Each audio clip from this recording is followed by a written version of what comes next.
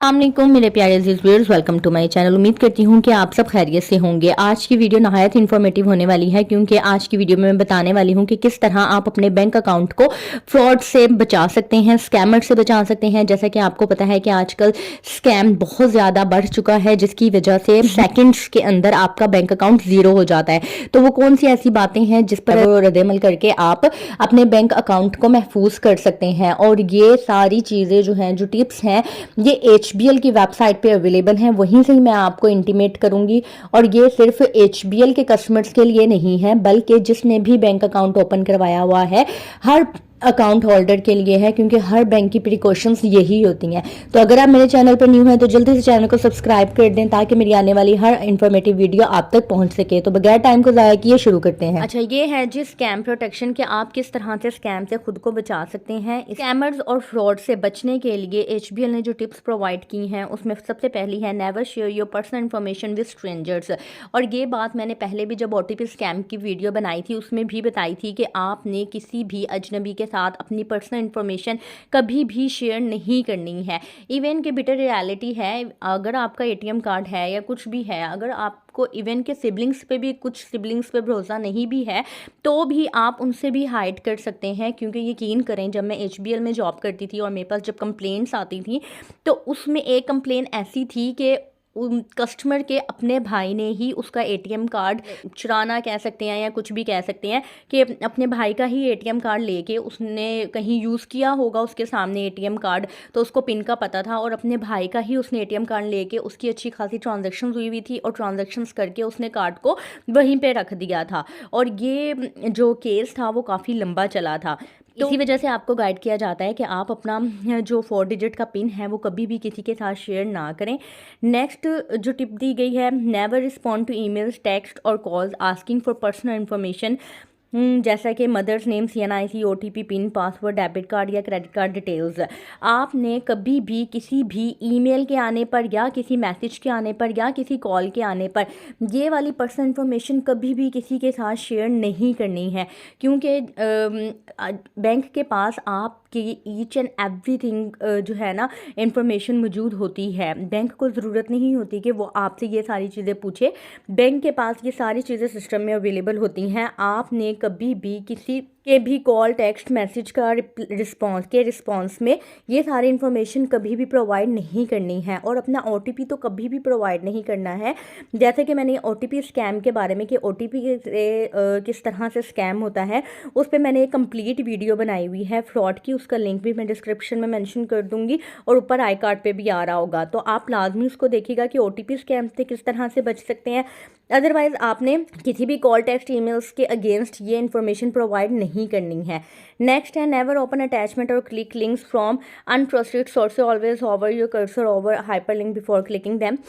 इनका मतलब ये है कि आपने कभी भी, यानी कि फॉर एग्जांपल किसी भी चीज़ के लिए अप्लाई नहीं किया हुआ, और आपके पास किसी भी नाम से, किसी मीन के ऑर्गेनाइजेशन के नाम से कोई मेल आ जाती है, कोई लिंक आ जाता है कि आप इस लिंक पे क्लिक करें और ये पाएँ और फलां पाएँ, तो आपने कभी भी उस लिंक पर क्लिक नहीं करना है। जब एक चीज़ के लिए आपने अप्लाई ही नहीं किया हुआ, तो फिर आप क्यों उस लिंक पे क्लिक करें। तो इस तरह के लिंक्स पे जो आपको स्कैमिंग के तौर पे आएँ, यानी कि आपको, आपका माइंड को डाइवर्ट कर दें, इस तरह की समटाइम स्टेटमेंट लिखी हुई होती है कि इंसान ना चाहते हुए भी उस लिंक पे क्लिक कर देता है। तो आपने कभी भी इस तरह के लिंक्स पे क्लिक नहीं करना है।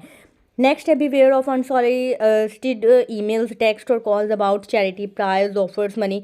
वही ऊपर वाली बात है कि आपको कि जितनी मर्जी जो है वो लालच दी जाए किसी भी चीज़ का। जैसे अक्सर ईमेल्स आ रही होती हैं, व्हाट्सएप पे लिंक्स आ रहे होते हैं कि आईफोन जीतने के लिए इस लिंक पे क्लिक करें या कुछ भी ऐसा करें। तो आपने अपने माइंड को अलर्ट रखना है, और कभी भी इस तरह की लिंक पर, किसी भी चीज़ पर, टेक्स्ट पर कोई भी रिस्पॉन्स नहीं करना है।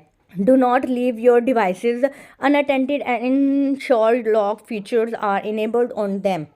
नेक्स्ट ये है, फॉर एग्जांपल आप इंटरनेट बैंकिंग यूज़ कर रहे हैं। डिजिटल बैंकिंग किस तरह से होती है, एक तो आप मोबाइल बैंकिंग पे जो है मोबाइल एप्लीकेशन यूज़ कर रहे होते हैं, दूसरा अगर आपने इंटरनेट बैंकिंग यूज़ करनी है तो आप अपने लैपटॉप पर या डेस्कटॉप पर इंटरनेट बैंकिंग यूज़ करते हैं। तो कभी भी आपने अपने जो सिस्टम होगा उसको लॉक किए बगैर वहाँ से नहीं उठना है।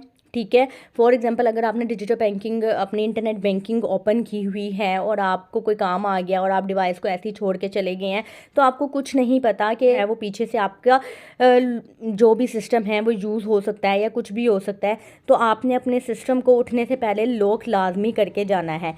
नेक्स्ट है use strong passwords, change them often and enable multi factor authentication. ये मैंने चीज़ जो है वो OTP स्कैम की वीडियो में भी आपको गाइड की थी कि अपना पासवर्ड स्ट्रॉन्ग रखा करें। अब स्ट्रॉन्ग पासवर्ड की क्या मीन के स्पेसिफिकेशन होती है वो भी मैं आपको बता देती हूँ। स्ट्रॉन्ग क्या स्ट्रॉन्गेस्ट पासवर्ड होता है जो मैं आपको बताने वाली हूँ। आपने हमेशा अल्फ़ान्यूमेरिक पासवर्ड रखना होता है, ठीक है। बीच में एक स्पेशल करैक्टर लाजमी देना होता है। फॉर एग्जाम्पल कोई नाम है, कोई वर्ड है, लाइक लाहौर है, ठीक है। लाहौर का आपने L कैप्स में लिख दिया, AHORE लिख दिया। आगे आपने कोई भी स्पेशल करैक्टर, डॉलर का रेट लगा दें, हैशटैग लगा दें, अंडरस्कोर लगा दें, @ लगा दें, ठीक है। आगे @ लगा दिया और उसके लास्ट में 4 या 5 डिजिट्स, कोई भी अपने मोबाइल नंबर के लास्ट 5 डिजिट्स रख लें या कोई भी ऐसे 5 डिजिट्स, 4 या 5 डिजिट्स जो आपको याद रहें। तो इस तरह से ये एक स्ट्रॉन्ग पासवर्ड बन जाता है आपका, जो इजीली हैक नहीं हो सकता। इसके अलावा उन्होंने कहा है कि चेंज देम ऑफन, आप अक्सर इसको चेंज करते रहा करें, ठीक है। 2 हफ्ते बाद, 3 हफ्ते बाद लाजमी। और जब भी आपको कोई सस्पिशियस केस लगे कि नहीं मेरे पासवर्ड के साथ कोई छेड़खानी हुई है, तो आप लाजमी उसको उसी वक्त चेंज कर दें। और अगर जैसे जीमेल के अंदर 2 फैक्टर ऑथेंटिकेशन होती है या किसी भी तरीके से अगर मज़ीद वो सिक्योर हो सकता है, तो आप उस वेबसाइट को किसी भी तरीके से सिक्योर करें, लॉक लगाएं। आगे है never save password in browsers. For example जैसा कि मैंने अभी आपको बताया कि आप अपने सिस्टम में या डेस्कटॉप पे इंटरनेट बैंकिंग यूज़ कर रहे हैं, तो वहाँ पे कभी भी अपने पासवर्ड्स जो हैं वो सेव ना करें। इवन कि अगर आप मोबाइल पे भी किसी वेबसाइट पे अपना मोबाइल एप्लीकेशन वगैरह यूज़ कर रहे हैं, तो उसका पासवर्ड कभी भी वहाँ पे सेव ना करें। नेवर इंस्टॉल इल्लीगल और क्रैक वर्जन ऑफ सॉफ्टवेयर। अगर आपका डेस्कटॉप है, लैपटॉप है, आप कोई भी जो है वो इस तरह का सॉफ्टवेयर डाउनलोड ना करें जो रिस्की हो। नेक्स्ट है verify details, user, viewers and permission before installing applications to prevent unauthorised access to your devices. बहुत सी जगह पे ऐसा होता है कि आपको जो है वो अपने सिस्टम की एक्सेस देनी होती है, जिसकी वजह से आपका सिस्टम अगले बंदे के सिस्टम में शो हो जाता है, ठीक है। तो आपने कभी भी स्ट्रेंजर को या किसी ऐसा पर्सन जो ट्रस्ट के काबिल ही नहीं है, आप उसको कभी भी अपने सिस्टम की परमिशन ना दें कि वो आपके सिस्टम पे एक्सेस कर सकें।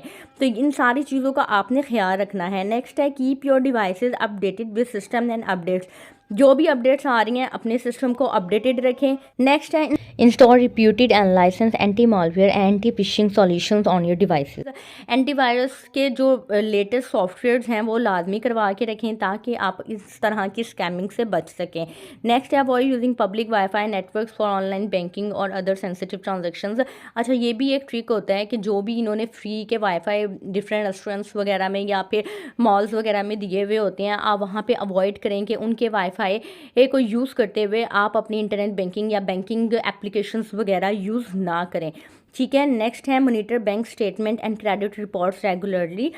देखें, अगर आप डेली बेसिस पे भी अपनी स्टेटमेंट नहीं ले सकते हैं बैंक से, तो आपके मोबाइल एप्लीकेशन के अंदर आपकी ईच एंड एवरीथिंग ट्रांजैक्शंस एक दिन पहले तक की आ रही होती है। आप अपनी क्रेडिट ट्रांजैक्शंस देखें, डेबिट ट्रांजैक्शंस देखें, सारी चीज़ें देखें। जैसे ही आपको सस्पिशियस केस लगे कि ये ट्रांजैक्शंस तो मैंने नहीं की हुई, तो उसको फौरी तौर पर हेल्पलाइन पर कॉल करके, जिस भी बैंक में आपका अकाउंट है, लाजमी नहीं HBL के ही कस्टमर्स के लिए है, जिस भी बैंक में आपका अकाउंट है उसकी हेल्पलाइन पर कॉल करके फौरी तौर पर इंटीमेट करें या फिर किसी भी नियरेस्ट ब्रांच में विजिट करें। इसके अलावा लास्ट में लिखा हुआ है HBL never calls from number, ये उनका हेल्पलाइन नंबर है। This number is only use to receive customer calls. और ये सिर्फ और सिर्फ HBL ही नहीं कह रहा, आप किसी भी बैंक में चले जाएं, आप कभी भी आपको बैंक की हेल्पलाइन नंबर से, यानी कि जो उनका UN नंबर होता है, कभी भी उससे आपको कॉल नहीं आती है। ये स्कैमर्स होते हैं जो आपको खुद उससे कॉल करते हैं।